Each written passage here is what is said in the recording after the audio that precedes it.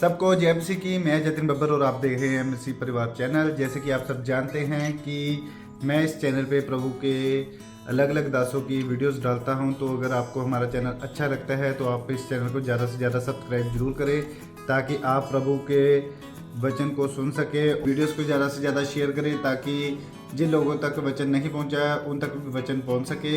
सबको जय मसीह की।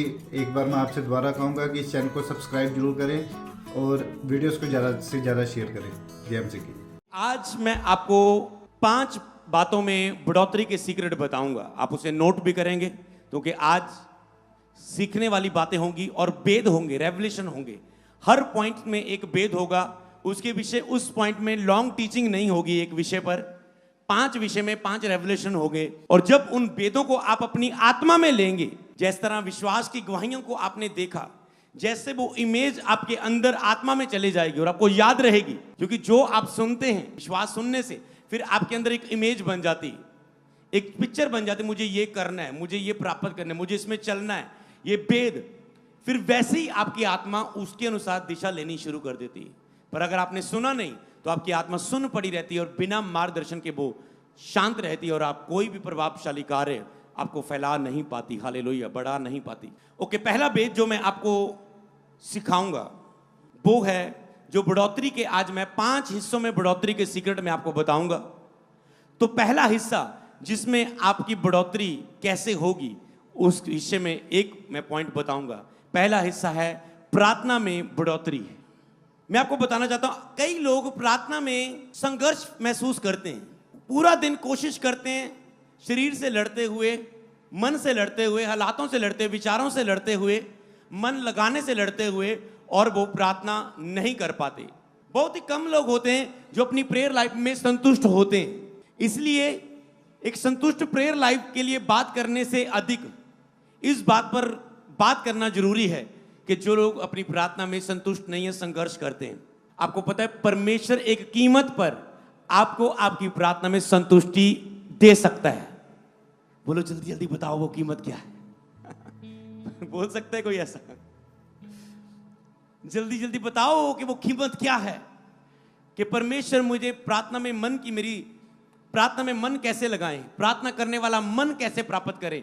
परमेश्वर आपको प्रार्थना करने वाला मन किस कीमत पर दे सकता है। क्यों आपके पास प्रार्थना, आप इतना संघर्ष करने के बाद भी प्रभु आपको प्रार्थना में एक्सेप्ट क्यों नहीं करता? आपको पता है ये ग्रेस होती है।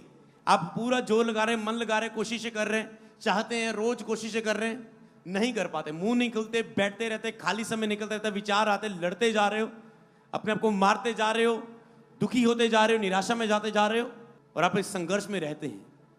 और आप सोचते हैं मैं क्यों नहीं कर पा रहा हूं।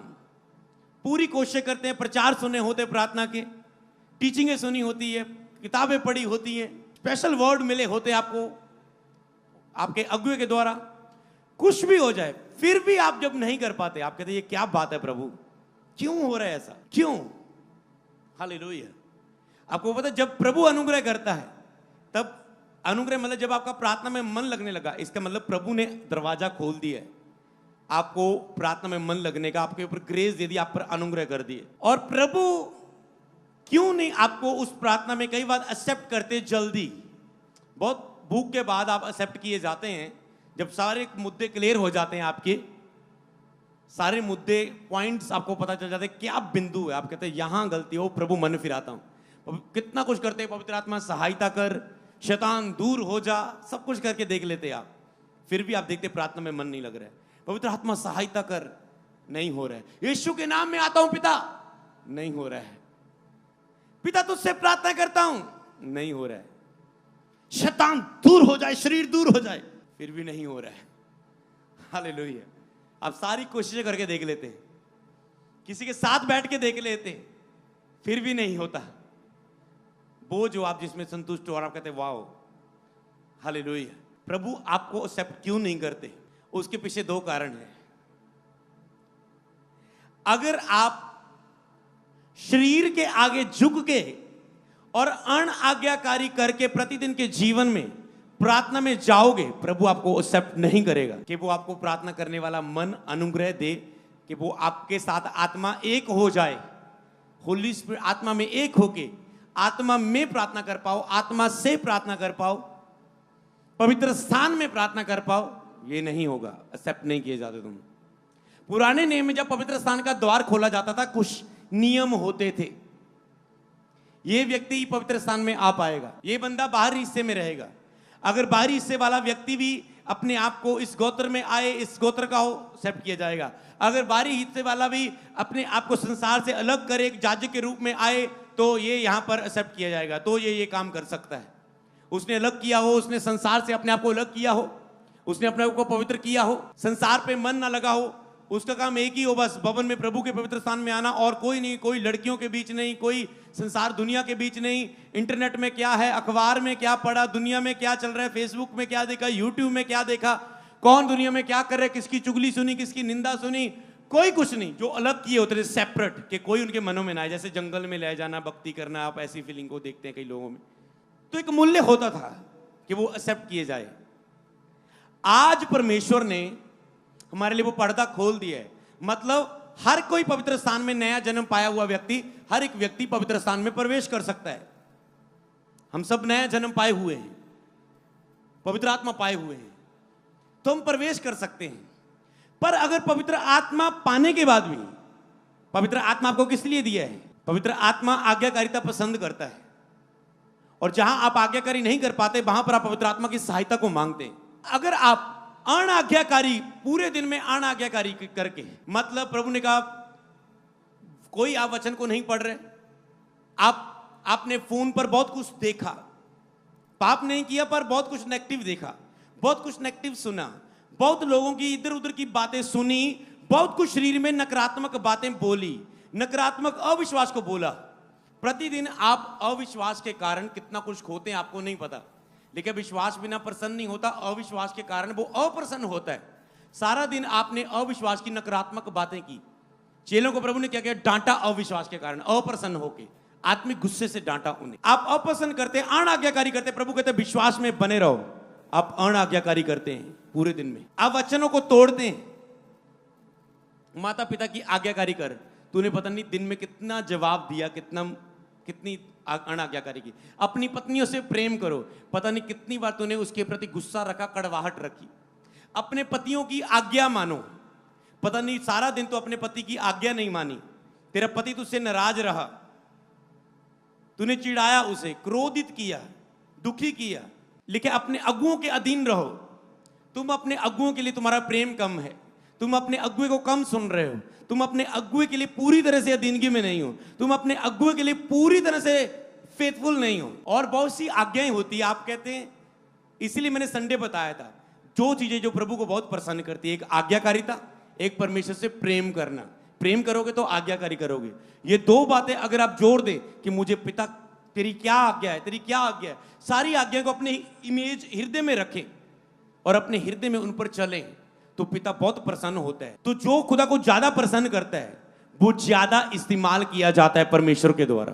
तो संडे मैंने बताया, अगर आप ज्यादा इस्तेमाल होना चाहते हैं, आपको ज्यादा आज्ञाकारी करनी है और ज्यादा प्रेम साबित करना है खुदा के साथ, तो आप ज्यादा उपयोग होंगे और ब्लेस होंगे। सब बोले आमेन।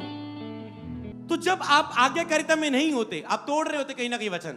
माता पिता अपने बच्चों को रिस्क ना दिलाओ, तुम अपना शारीरिक गुस्सा अपने बच्चों पर पिटाई करते जा रहे हो, मारते जा रहे हो। तुम शरीर के आगे सारा दिन तूने घुटने टेके, फोन के आगे घुटने टेक दिए, संसार की बातों के आगे घुटने टेक दिए, अपने फेवरेट टीवी चैनल के आगे घुटने टेक दिए, अपनी फेवरेट खाने के कारण घुटने टेक दिए, फास्टिंग से बाहर आ गए। तुम जब घुटने टेक देते, सारा दिन तुम अनाज्ञाकारी करके प्रभु के वचन को तोड़ के घुटने टेक के आए हो, फिर कहते प्रार्थना में मन क्यों नहीं लगता? आज्ञाकारिता में मन लगाओ, प्रार्थना में मन लगना शुरू हो जाएगा। सब बोले आमेन। तुम आज्ञा को तोड़ के आते हो और प्रार्थना में तो ऐसे बैठते हो कि तेरे जैसा कोई पवित्र बंदा नहीं, आज्ञाकारी बंदा नहीं। इसलिए आज्ञाकारिता और प्रेम को साबित करते हो। मुझसे प्रेम करते हो तो मेरी आज्ञा को मानोगे, मतलब मेन प्रेम करना है। प्रभु कहते सारा दिन तूने मुझसे प्रेम नहीं किया, और अब कह रहे पवित्र आत्मा मदद करे प्रार्थना करने के लिए। जब तुम अलर्ट नहीं हो, सीरियस नहीं हो अपने प्रतिदिन के जीवन में, फिर तुम प्रार्थना में संघर्ष करते हो। जब प्रभु को पहला स्थान ना दो, सारा दिन अपने काम करके रात में थके वके प्रार्थना करने की कोशिश करो, तुम अनाज्ञाकारी करके आए हो। लेकिन प्रभु अपने परमेश्वर को सारे मन, सारे प्राण, सारी शक्ति से प्रेम कर। सारा मन तो तूने दिन भर संसार और अपने रिश्तेदारों को, अपने शरीर को दे दिया। सारा मन तो तूने संसार को दे दिया, बचा कुचा मन रात को प्रभु को दे रहे हो, 2 दिन बाद दे रहे हो। सारा मन, सारा प्राण, सारी शक्ति से उससे प्रेम कर। सारी शक्ति, सारी एनर्जी तो फोन पे लगा दी। अब शरीर थक चुका है, अब सोने को कह रहा है। समझ पा रहे हो? ना तो तुम संसार, ना तो संसार की वस्तुओं से प्रेम रखो, क्योंकि अगर तुम संसार की वस्तुओं से प्रेम करते हो तो तुम में पिता का प्रेम नहीं है। इसलिए संसार के आगे घुटने टेक के, शरीर के आगे घुटने टेक कर, प्रभु के वचन की अनाज्ञाकारी करके, दया करो, तुम पे दया की जाएगी, कोई दया नहीं। क्षमा करो दूसरों को, तुम्हें भी क्षमा किया जाएगा जब तुम प्रार्थना में क्षमा मांगोगे। प्रभु मुझे माफ कर, मैं 2 दिन से प्रार्थना में नहीं बैठा। क्या तूने किसी को माफ करके आए हो? वचन को फॉलो करने से ग्रेस मिलती है, वरदान मिलते हैं, प्रसन्न होकर आशीष मिलती है। मेन आपका काम प्रार्थना करना नहीं है, प्रार्थना करने के द्वारा आज्ञाकारिता में चलना है, और आज्ञाकारिता में चलने के द्वारा प्रार्थना करना है। हो सकता है एक व्यक्ति 8 घंटे प्रार्थना करे पर आज्ञाकारिता में ना हो, उसकी 8 घंटे की प्रार्थना कुछ नहीं करती, क्योंकि प्रार्थना आज्ञाकारिता के लिए मदद करती है और आज्ञाकारिता प्रार्थना करने के लिए मदद करती है। आप कहते प्रार्थना के बिना मैं आज्ञाकारी कैसे करूं? आपको वो विवेक दिया गया है, आपको पवित्र आत्मा दिया गया है, आपको मन दिया गया, आपको नया जन्म दिया गया, आपको बाइबल दी गई है, वचन दिया गया है। लेकिन विश्वास सुनने से आता है। ओके, तो बाइबल पढ़ो, प्रार्थना नहीं कर पा रहे हो, वचन पढ़ो, देखो कहां मैं गलत हूं, वचन कौन सा मेरे खिलाफ आ रहा है, उस पर चलो, पश्चाताप करो, प्रार्थना में बैठ पाओगे। विश्वास सुनने से आता है, प्रार्थना करने वाला मन सुनने से आता है। तूने तो बाइबल के पढ़ने के द्वारा नहीं सुना, तूने तो अपने 2-4 मीटिंग्स, तूने अपने अगुए को नहीं सुना, अपने मेंटर को नहीं सुना। सुनने से तुम्हारा विश्वास आता है कि मैं प्रार्थना करूं। जब तुम प्रार्थना के बारे में सुनते हो, जब तुम प्रचार को सुनते हो, तुम्हारा मन करता है मैं प्रार्थना करूं। हालेलुया। तो अगर आप अण आज्ञाकारिता में हैं और शरीर के आगे सारा दिन घुटने टेक के आए, तो आपको प्रार्थना में संघर्ष करना पड़ता है। आप इतनी जल्दी प्रभु आपको एक्सेप्ट नहीं करेगा। और आज्ञाकारिता में थोड़ी थोड़ी जितनी भी कर रहे हो करो, और रोज जीत हासिल करने की कोशिश करो। प्रभु आगे से मैं तुझे पहला स्थान दे पाऊं, आगे से मैं अनाज्ञाकारी ना कर पाऊं, आगे से इस वचन पर चल पाऊं। प्रभु मुझे ग्रेस दे। मैं मन फिराता हूं, मैं मन फिराता हूं। 1 बार मन फिराओ, 2 बार मन फिराओ, तीसरी बार तुम उस चीज को जीत लोगे। जब तुम जीत के आओगे प्रार्थना में, खुदा बोलेगा मेरा विश्वास योग्य सेवक, आजा मैं तुझे ग्रहण करता हूं। अब वो जो बातें आंखों ने नहीं देखी, कानों ने नहीं सुनी, जो तेरे चित्त में नहीं है, अब मैं तुझे दिखाता हूं। मैं तुम्हें बड़ी बड़ी बातें, कठिन कठिन बातें बताऊंगा जो तेरे अभी चित्त में नहीं है। अब मैं तुझे वो बातें बताऊंगा, बड़ी बड़ी और कठिन बातें। अब वो शांति जो सारी समझ से परे हैं, अब मैं वो तुझे देता हूं। मैं अपनी शांति तुम्हें देता हूं, वो अपनी शांति तुम्हें देगा। सारा वातावरण बदल जाएगा। सब बोले आमेन। तो समझ पा रहे हो, प्रार्थना में अगर आप बढ़ना चाहते हो, आगे निकलना चाहते हो इन चीजों से, और आप अपने प्रार्थना में एक मन से संतुष्ट होना चाहते हो, प्रार्थना करने वाला मन प्राप्त करना चाहते हो, तो आज्ञाकारिता करते हुए जाएं, वचन पर चलते हुए जाएं, पूरा दिन अलर्ट रहे, मुझसे को वचन टूट तो नहीं रहा। आज जब अनुग्रह का समय आ गया, मसीह इतने वचन को तोड़ते हैं, इतने वचन को तोड़ते हैं, मिनट लगाते हैं, फिर कहते हैं अनुग्रह क्यों नहीं हो रहा है, दया क्यों नहीं हो रही। सारा दिन तुम वचनों को तोड़ रहे हो, वचनों पर चल नहीं रहे, आज्ञा को तोड़ रहे हो। अभी तो मैंने आज्ञा की बात नहीं की, एक दिन चलो पूरी आज्ञा पर ही बात करेंगे, फिर अपने स्कैन करेंगे। अगर मैं इधर 400 आज्ञाएं बोलूं, चलो किस दिन रिकॉर्ड करके डाल दूंगा यूट्यूब पर, ये आज्ञा, कोई टीम को बुलवा के लिख के सुनते रहना, फिर स्कैन करते रहना, है ना। सारी आज्ञाओं की लिस्ट रख लो, फिर देखो किसमें तुम टिक लगा रहे हो, किसमें कांटी लगा रहे हो, तुम्हें पता चल जाएगा प्रभु तुझे क्यों नहीं ग्रहण कर रहा है। फिर एक एक बीत बात में चलना शुरू करो। समझ पाए? इसलिए कितनी बातें तुम कितनी बातों में मिस कर रहे होते हो। प्रार्थना करना ही सबसे पहले एक आज्ञा है। तूने 5 दिन प्रार्थना नहीं की, 6वें दिन मुंह चक के आगे मेरा मन क्यों नहीं लगता। सारा दिन संसार में तूने मुंह मारा, शरीर के आगे घुटने टेके, दुनिया के आगे झुके, फोन को पकड़ के रखा, और बाद में कहते प्रभु प्रार्थना में मन क्यों नहीं लग रहा है, पवित्र आत्मा सहायता क्यों नहीं कर रहा है, यीशु अपने लहू से धो दे, धोया क्यों नहीं जा रहा हूं। हालेलुया। पश्चाताप भी कर रहा हूं, फिर भी ग्रहण नहीं कर रहा, क्यों? हालेलुया। क्योंकि तुम उसमें पश्चाताप करते जा रहे हो, लेकिन जो गलती को मान लेता है, छोड़ देता है। आज तूने मान लो प्रभु मैं 2 दिन से तेरे साथ नहीं बैठा अच्छी तरह से, मुझे माफ कर दे प्रभु। ओके प्रभु, अभी तुझे प्रार्थना करने वाला मन नहीं देगा, ओके कल देखते। समझ पा रहे? कल फिर बैठे, शरीर काम झाड़ू पोछा सेवकाई, ये वो, स्कूल का काम, ये काम, इसको खुश, गेम खेल, टीवी देख, ये वो, पता नहीं क्या क्या मान लो। प्रभु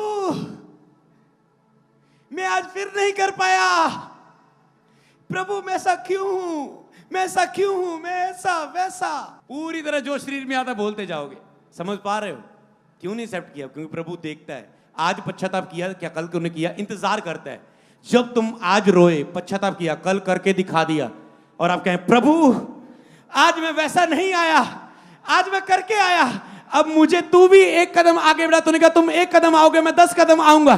प्रभु आजा अब तू भी नीचे और मुझे खींच ले अपनी हजूरी की ओर। हालेलुया।